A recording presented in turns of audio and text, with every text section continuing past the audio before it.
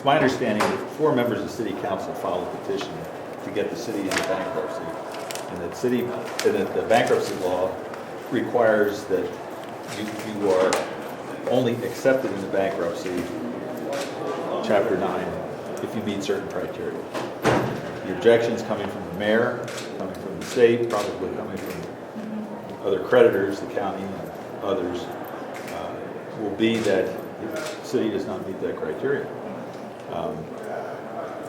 And what that has no effect now on this legislation because they haven't been accepted into bankruptcy. So we proceed. Now, if the bill becomes law, and the governor declares the state of fiscal emergency, it's quite possible that the Secretary of DCD and or the receiver, if one is appointed, could take the position that we're going to have City Council withdraw that petition in bankruptcy. A better solution, however, would be that this bill provides for a 30-day window of opportunity for City Council and the mayor to come to a consent agreement with the Secretary of DCED for a recovery plan for the city of Harrisburg. That would be the preferable course of action.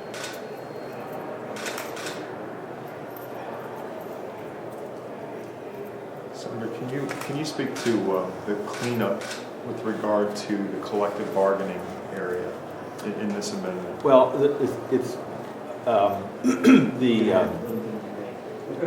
FOP and the other unions, municipal unions, had agreed to a concept with the administration and others who were working on the drafting of the amendment. The language that came out of the House, however, was open to some different interpretations. So, at the request of the unions, we put clarifying language in, make sure that the intent that everybody intended is the actual language that's in the bill. And what is the intent, though, with regard to collective bargaining? Is it that this doesn't abrogate existing agreements, right? At the risk of misstating it, it does not abrogate existing agreements. It does give the right to the receiver to attempt to renegotiate those agreements, but it does not require that those agreements be changed. Process will be, I've got to go to caucus and discuss the bill as amended with the caucus.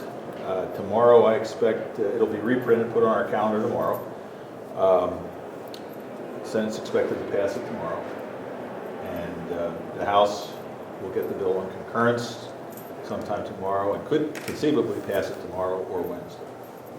Now you say that the best case scenario would be having some sort of agreement with this 30-day window. Given what you've seen so far, I mean, how likely Hope springs eternal. I mean, I would agree it's hardly likely, but I mean, always possible. What sort of plan or what sort of agreement would you like to see before to show that there's something substantive coming from the mayor and council and DCD? Well, it would have to be something along the lines of the Act 47 plan that was proposed and that has been rejected now 3 times by City Council. I mean, there's not a whole lot of ways you can reinvent this. Mm-hmm. Are there efforts right now to pick a receiver? Since that would be up to the governor. That's an executive branch decision. Has this receiver been used before in Pennsylvania? This idea of having a receiver? Not that I'm aware of. How'd you get drawn to that? Well, idea? as you recall, the Senate bill, had a 3-member commission, basically implementing the plan. The House's take on that was that it was probably inefficient, and by the time the bill got to the House, after we passed it in the spring, the situation had gone past Act 47. We're now talking about insolvency. And so they looked at it from a fiscal emergency situation as well as a financial recovery plan. So it was thought that it was better to have a court-appointed or a court-approved receiver than to have a 3-member commission. And I certainly agreed with them on that